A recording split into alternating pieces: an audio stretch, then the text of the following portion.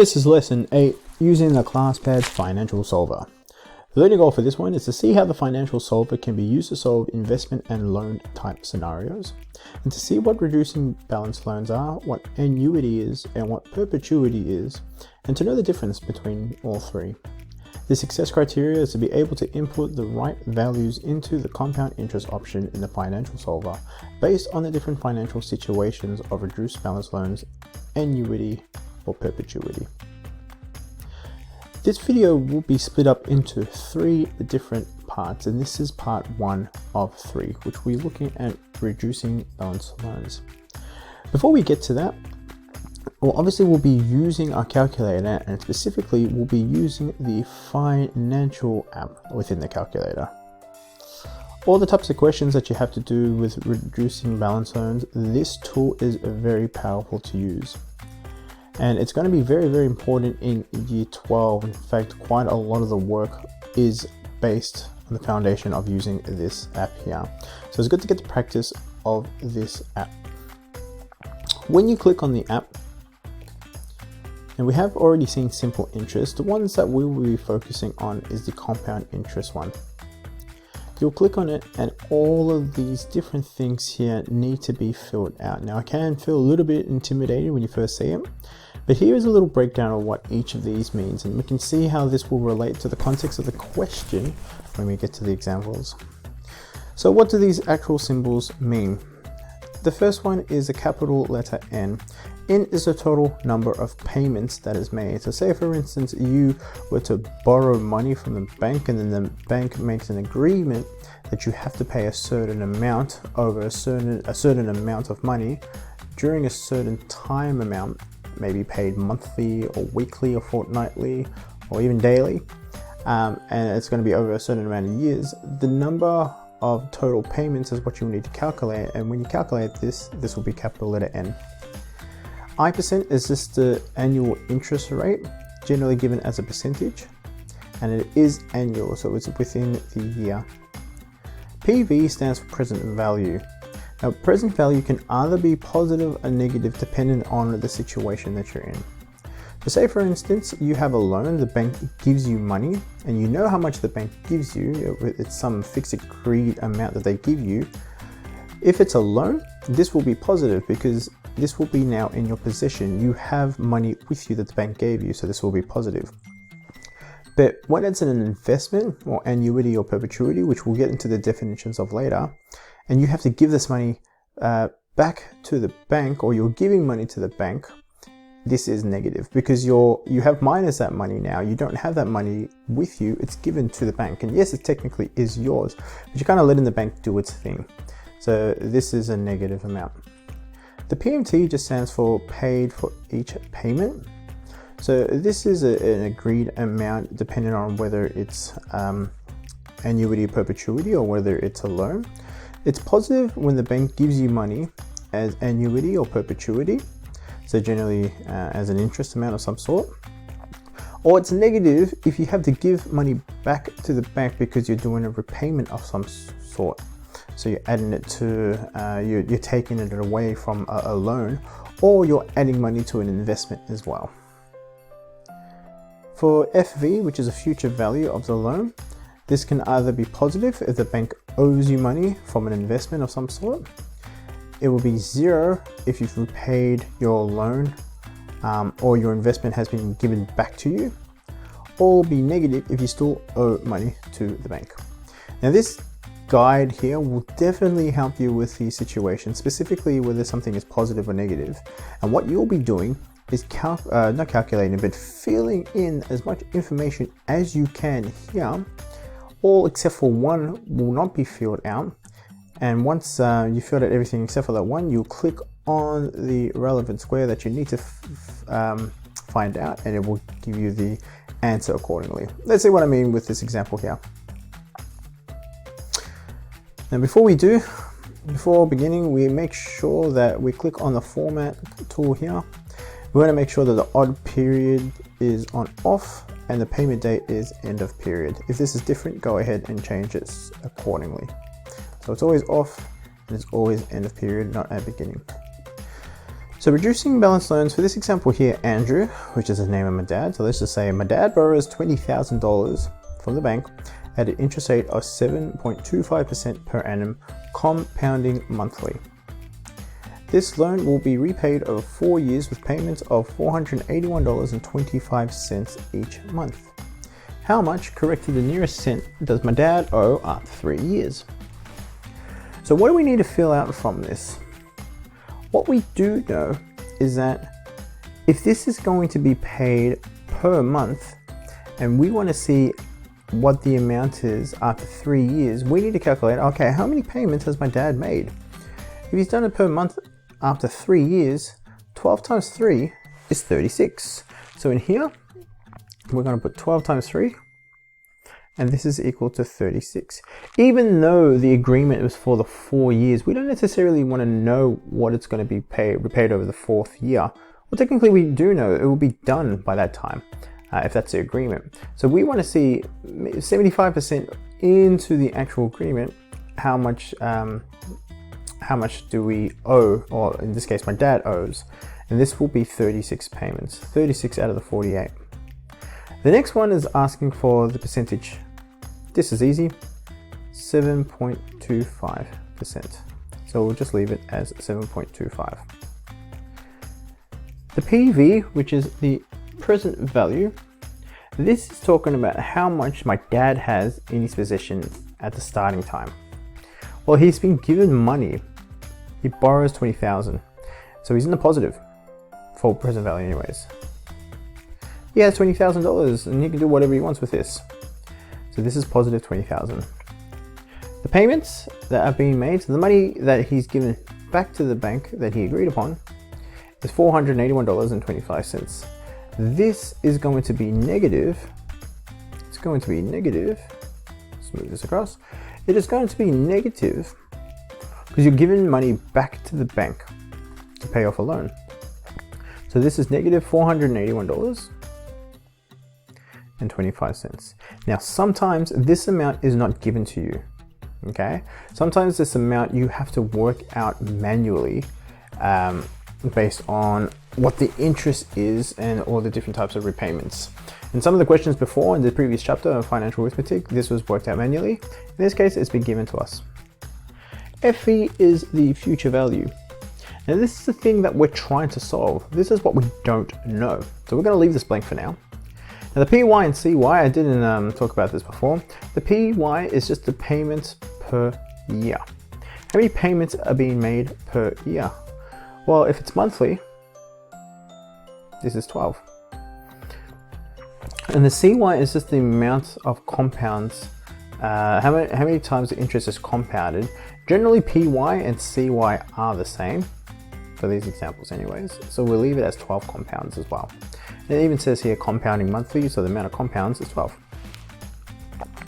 So we've got all this information in, what we do know, and we're just going to go ahead and fill this in accordingly. So 36, 7.25, 20,000, negative $481.25. Leave that blank, 12 and 12. And what should happen is when you click on the future value, it should come up as a negative number because this is how much we still owe to the bank.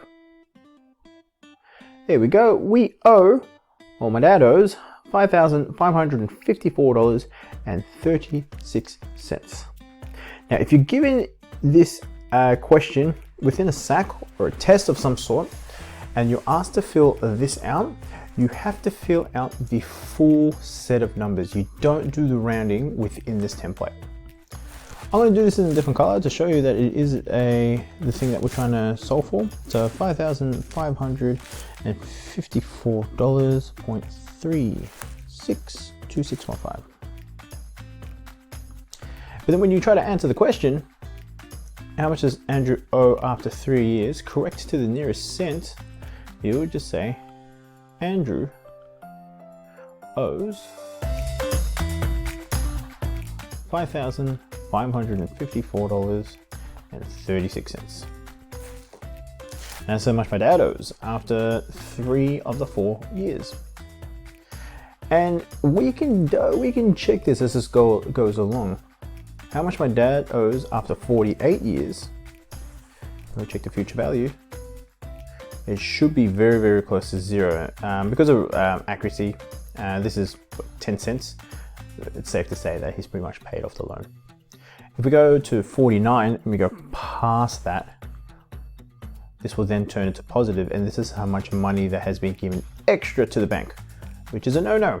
You don't want to do this because you paid off your loan. So we just leave it as that. So let's look at these two different questions here. Amount of 150,000 is borrowed for 25 years at an interest rate of 6.8% per annum compounded monthly. What are the monthly payments for this loan?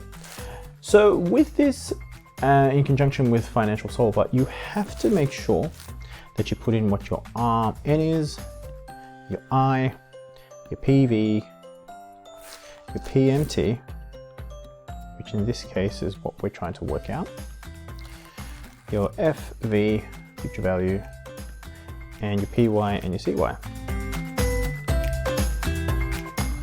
All right, let's decipher what we do know. $150,000 is what's borrowed. So this is what's going to go into the PV, present value. And this is going to be positive. So we'll leave it as positive 150,000 because you're borrowing this amount. This is what's given to you from the bank.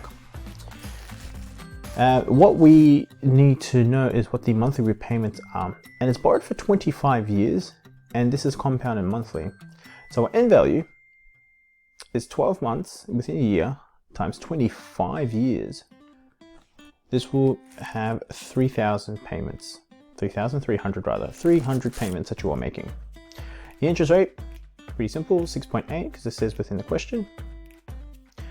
Your future value, well, we're going to see what the monthly repayments for this loan is. So after the 25 years, how much you're going to have in the future to pay off? Well, in this case will be zero. You've paid off your loan and you want to see how much it's going to cost to pay off that loan.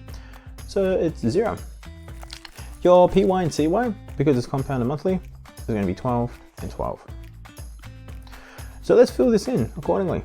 Let's put 300, 6.8, 150,000. I'm going to leave this blank, so we'll just backspace that. Future value is going to be 0. P1 CY is going to be 12. PMT, we have here, swap these colors, negative $1,041 and 11 cents when rounded. I'll just go ahead and write what the actual number is, 1041.108151. So what are the monthly repayments? Well, monthly repayments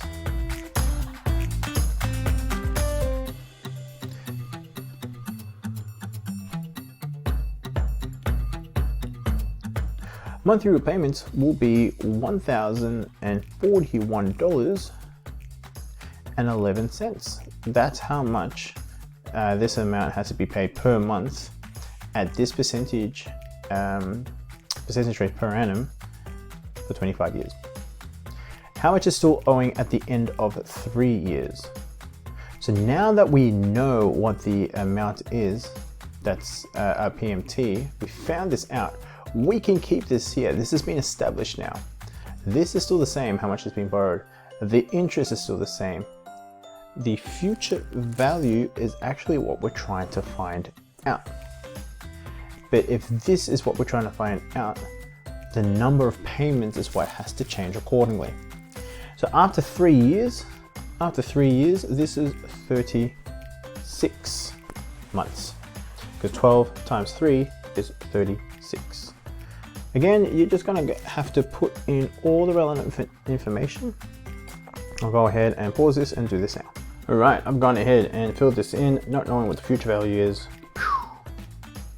So how much is owing after just 3 years out of the 25 years, and we expect this amount to be relatively close to 150,000, is negative 142,391 and 91 cents when rounded. So let's go ahead and put this in.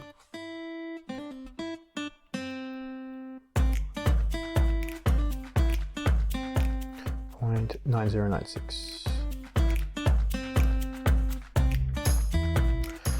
So how much owing after 3 years?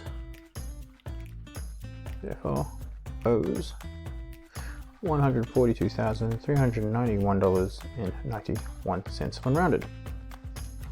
SIFO, what a name, borrows $10,000 to be repaid in equal payments over a period of 5 years. Interest is charged at a rate of 8% per annum compounded monthly.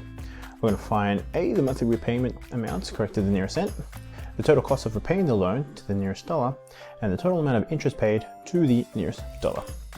Okie dokie, let's fill out what we can, what we do know and what we can't fill out. So we find out N, I, PV, PMT. You will get used to these terms, definitely in year 11, that's for sure. PY and U12, sorry, and CY. Okay, so the amount that's being borrowed, so the present value is $10,000. So how much is being given to you, or SIFO in this case. So this is 10,000. The interest, we know, this is 8%. The things we do know, definitely, it's 8 and 10,000. Now, the monthly repayment amount is what we're trying to find out. So the PMT is what we're trying to find out when the future value ends up at $0. So at the end of this payment. Now this is going to happen monthly over 5 years. So 5 years, 12 times 5, this is going to equal 60. PY and CY, again, because it's compounded monthly, is going to be 12 and 12 accordingly. So the PM2 is what we're trying to find out. Let's put in 60, 8, 10,000 is what was borrowed. Don't know what this is. Future value will be 0, 12 and 12. Our PMT is negative 202.7639429, or in other words, how much is still owing, how much the repayments are rather, every month is $202.76.